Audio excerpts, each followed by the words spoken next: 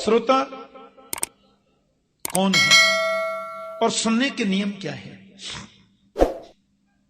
कथा सुनने का मतलब है पहले उसका श्रवण करो और जो सुना है फिर उसका चिंतन करो और चिंतन के माध्यम से फिर तदाचरण करने की चेष्टा करो।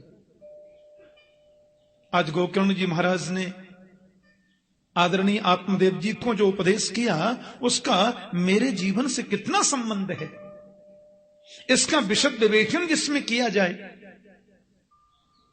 उसका चिंतन करो, फिर ऐसा आचरण करने की चेष्टा करो। तो श्रवण, मनन और निधिध्यासन, ये श्रवण की 3 पद्धति है। एक सुनार ने बड़ी सुंदर मूर्ति बनाई, बड़ा सत्संगी स्वर्णकार था, और मूर्ति जब बनाई तो नुमाइश मैदान में प्रदर्शनी में मूर्ति सजाई और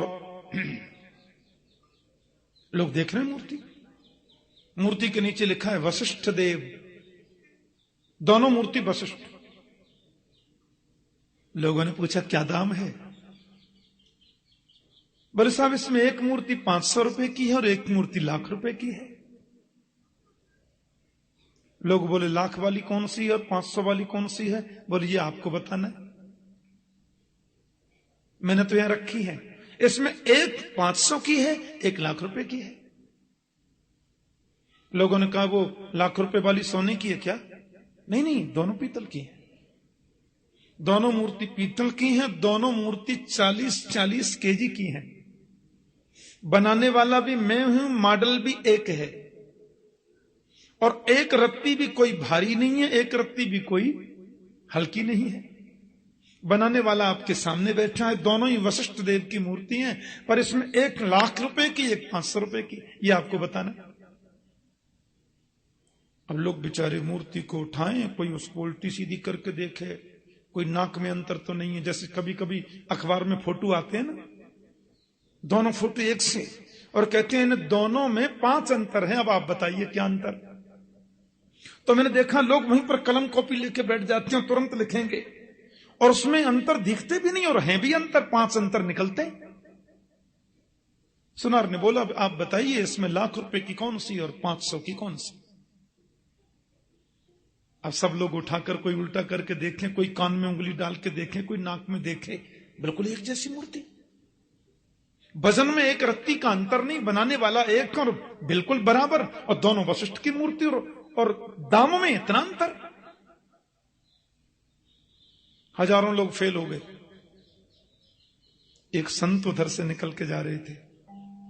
संत ने देखा ये स्वर्णकार तो मैंने सत्संग में देखा कई बार। कथा सुनने वालों के चेहरे की आभा दूसरी हो जाती है, उनका रहन सहन, उनकी भाषा शैली सब परिवर्तित हो जाती है। उनकी हर बात में कोई न कोई गंभीरता छुपी रहती है। महात्मा जी बोले अच्छा मूर्ति बनाई है? बोले हां जी, मैं परीक्षा लेकर देख सकता हूं मूर्ति की? देखिए। महात्मा जी ने सुतली हाथ में ली और गीला हाथ करके सुतली को ऐसे बट दिया, और पहली मूर्ति के कान में सुतली को डाला तो सुतली पार निकल गई। महात्मा बोले 500 रुपए की है ना? हां जी महाराज, ठीक कहा आपने, 500 रुपए की है। अब दूसरी मूर्ति के कान में जब सुतली को डाला तो कान पार नहीं था, घुमावदार छेद ऐसे था। अब वो सुतली कान में डालते गए और सुतली ऐसे ऐसे मुड़ करके सीधी पेट में चली गई। बोले लाख रुपए की है। जो सुनकर के इधर से इधर निकाल दे वो है सरोता या सोता, लेकिन सुनकर जो जीवन में उतार ले वही है सच्चा श्रोता। और वो श्रोता एक बार भी ध्यान से सुनेगा, 8वें दिन से उसके जीवन में परिवर्तन आएगा, पक्की बात है। जितने प्रेम से धुंधकारी ने सुना। एक और बात, एक माता मेरे से पूछ रही थी, बहुत दिन हो गए,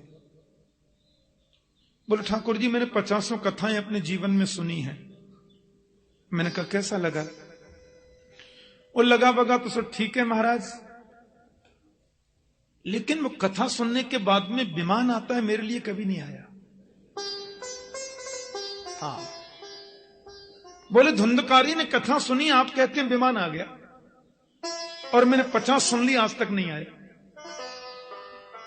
और ठाकुर जी सत्य कहती हूं, हर कथा पानी पी के सुनती हूं, भोजन भी नहीं करती, और हर कथा में जमीन में सोती हूं, पूरे नियम का पालन करती हूं, माला भी जपती रहती हूं, पर विमान नहीं आया। पहले आता था तो आज भी आना चाहिए, और पहले आया था तो अब क्यों नहीं आता। मैंने कहा चलो कांटेक्ट करता हूं ऊपर, पर एक बात बताओ, विमान आ गया तो जाने के लिए तैयार हो? बोला अभी बैठी हूं, अभी ले जाए। पर विमान आना चाहिए, क्यों नहीं आता? मैंने कहा माता, विमान का मतलब क्या है ये तो समझो। भागवत में लिखा है, जब तक विमान आवे नहीं तब तक कथा सुनते ही जाओ। मुहुरहो रसिका भुवि भावुका, निगम कल्पतरोर गलितम फलम सुखमुखात अमृत द्रव संयुतम पिबत भागवतम रसमालयम। इसको कब तक पियो? बोले आलयम मोक्ष पर्यंतम, आलयम मोक्ष पर्यंतम मृत्यु पर्यंतम। जब तक मुक्ति न हो जाए तब तक इसको पीते ही जाओ, पीते ही जाओ, तो विमान आएगा।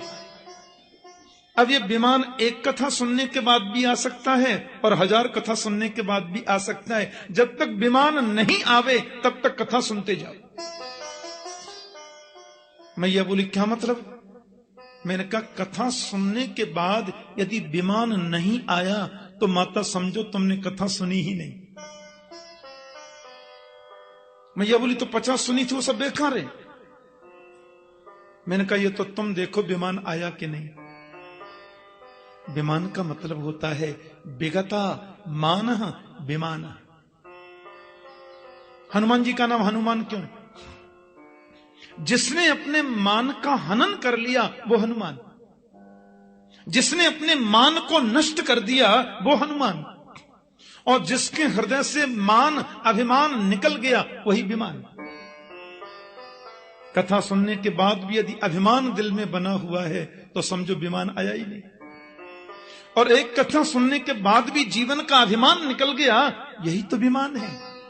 और जिस दिन अभिमान निकल गया उसी दिन विमान आ गया, और जिस दिन विमान आया उसी दिन गोविंद मिल गया। बोलो जय श्री कृष्ण। पक्की बात है, क्योंकि तृणादपि सुनीचेन तरोरपि सहिष्णुना कि अमानिना मानदेन कीर्तनीय सदा हरि। भगवान चैतन्य देव कहते हैं तृणादपि सुनीचेन, कथा सुनने के बाद जीवन कैसा हो? बोले तिनके से भी ज्यादा अपने आप को छोटा मानो, और तरो रपि सहिष्णुना, वृक्ष से भी ज्यादा सहनशील बनो। अमानिना मान देना, सब ही मान प्रद आप अमानी। हाँ, एक जगह शोभा यात्रा निकल रही थी, भागवत का वक्ता मैं था उस कथा में। 15-20 तो मंत्री आए थे, 3 शंकराचार्य थे, सबकी डोलियां थी। मैंने कहा मैं तो पैदल चलूंगा कथा में। नहीं महाराज एक डोली आपकी भी सजी है। मैंने कहा डोली फोली को रहने दो, मैं पैदल चलूंगा। अब वो टीवी वाले आजकल हर कथा को करते हैं, टीवी वाले बड़े आए थे। अब मैंने देखा महाराज सबको होड़ लगी है वीडियो में आने की, कैमरा में आने की। जब 1.5 किलोमीटर यात्रा निकल गई तो लोगों ने पूछा व्यास जी कौन है? अब मुझे ढूंढे वो कहां है। मैं पीछे आराम से चल रहा था। क्या जरूरत है? भागवत सुनने के बाद, भागवत कहने के बाद भी मन में ये वृत्तियां बनी रहती हैं, तो हमने क्या सुना और क्या कहा? अमानिना मान देना, भागवत सुनने के बाद भी जीवन का अभिमान यदि न निकला तो तुमने भागवत सुनी ही नहीं है। और जिस दिन अभिमान निकला नहीं, जिस दिन विमान आया नहीं, तब तक सुनते चलो, कभी तो आएगा। यही जीवन का सार है। विमान का मतलब है विगता मान विमान, जीवन का अभिमान निकल जाए और धुंधकारी अहम निकल गया। ये अहंकार ही तो धुंधकारी है, गोकर्ण ही तो विवेक है। गोकर्ण रूपी विवेक जब ज्ञान रूपी भागवत का आश्रय ले तो अहंकार रूपी धुंधकारी चला जाता है, तो विमान हो जाता है। बोलो जय श्री कृष्ण। ये 7 दिन में कथा सुनने का भी, कथा जो हम सुबह 9 बजे से सुनेंगे, 9 बजे से जो हम सुनेंगे कल भागवत कथा, 7 ही दिन में क्यों? क्योंकि हमारा जन्म 7 ही दिन में होता है। रवि, सोम, मंगल, बुध, बृहस्पति, शुक्र और शनि, 8 दिन तो होते ही नहीं। और संजोग देखो, यहां अपनी कथा भी आरंभ रविवार से ही हो रही है। बोलो जय श्री कृष्ण। माता की कृपा से सब संजोग बनते जाएंगे, देखना। शिवरात्रि पर्व भी इसी कथा में आ जाएगा। फाल्गुन माल बसंतोत्सव तो चल ही रहा है हमारे ब्रजमंडल में। हाँ, बनाना नहीं पड़ता, ऑटोमेटिक बनता है। रवि, सोम, मंगल, बुध, बृहस्पति, शुक्र और शनि। 7 दिन की कथा का मतलब है जीवन में जितने 7 दिन निकल चुके उनकी अशुद्धि दूर हो जाए। आगे जो 7 दिन आने वाले हैं वो निर्मल और पवित्र बन जाएं। हमारे शरीर में अंदर भी तो 7 ग्रंथियां होती हैं। अविद्या, अस्मिता, राग, द्वेष, अभिनिवेश, अहमता और ममता।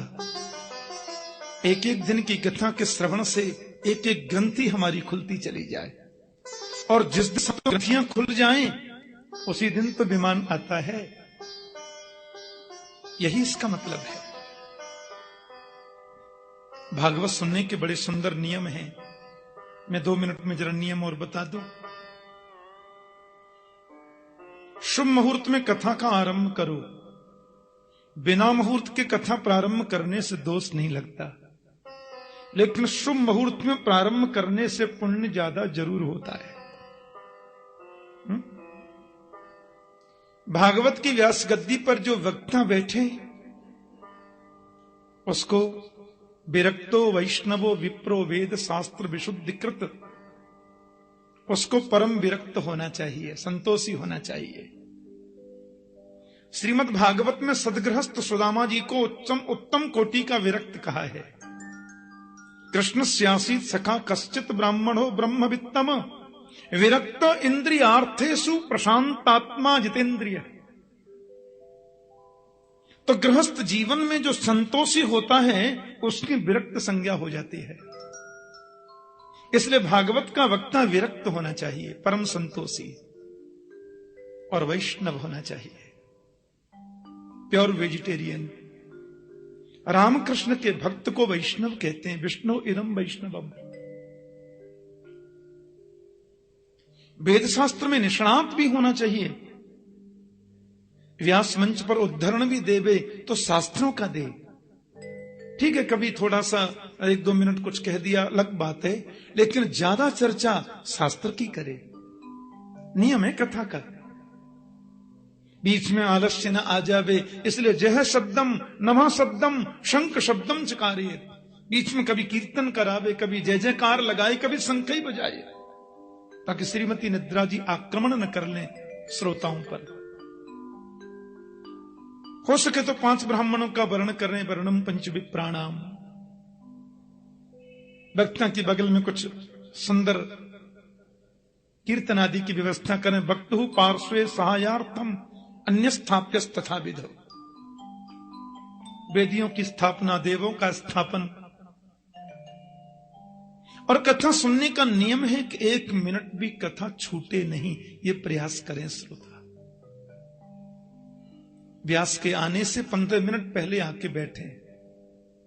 कल कल निनादिनी पावन यमुना का तट, श्री राधा माधव की रास क्रीड़ा स्थली श्रीधाम वृंदावन, उसमें भी परम पावन परम पुनीत गोपियों के द्वारा समाराधित श्री श्री मां कात्यायनी के चरणों में बैठकर गोपियों ने जिस गोविंद को चाहा उसकी महिमा से संवेष्टित श्रीमद् भागवत की कथा श्रवण करने का अवसर मिले, इससे बड़ा सद्भाग्य और क्या हो सकता है।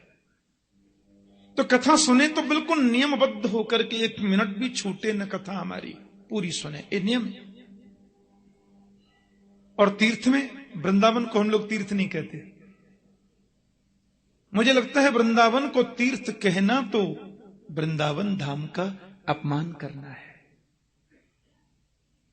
4 धाम में वृंदावन का नाम नहीं है। हाँ, उत्तर में बद्रीनाथ, दक्षिण में रामेश्वरम, पूर्व में जगन्नाथ, पश्चिम में द्वारकाधीश, 4 धाम। उत्तर के 4 धाम अलग, फिर पश्चिम के 4 धाम अलग, फिर पूर्व के 4 धाम अलग, दक्षिण के 4 धाम अलग, वो अलग अलग भी हैं, उनमें वृंदावन नहीं है। तीर्थों की लिस्ट में वृंदावन का नाम नहीं है। तीर्थों का राजा प्रयाग है, तीर्थों के गुरु पुष्कर हैं। वृंदावन क्या है? बोले तो मेरे गोविंद का अपना घर है।